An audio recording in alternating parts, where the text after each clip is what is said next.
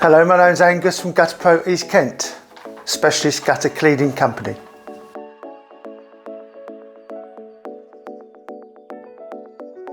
Now the weather's lovely, whilst you're sitting out in your back garden or in your front garden, just have a little look up in your gutters, see if there's anything growing. Block gutters can cause damp and mould inside.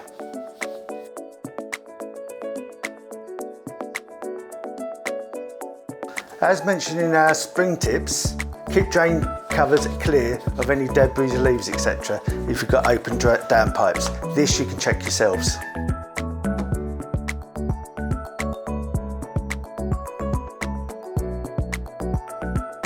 There's less chance of damaging your home using lightweight vacuum systems than there is using ladders and scaffolding, and much less disruption for you as well. Beware of road traders or cold callers. Here at Gutter Pro, we offer a free camera survey to see if anything actually needs doing in the first place, whereas road traders may not. They may just go up on their ladders, say you've got some stuff in there and charge you when actually you may not need it doing in the first place.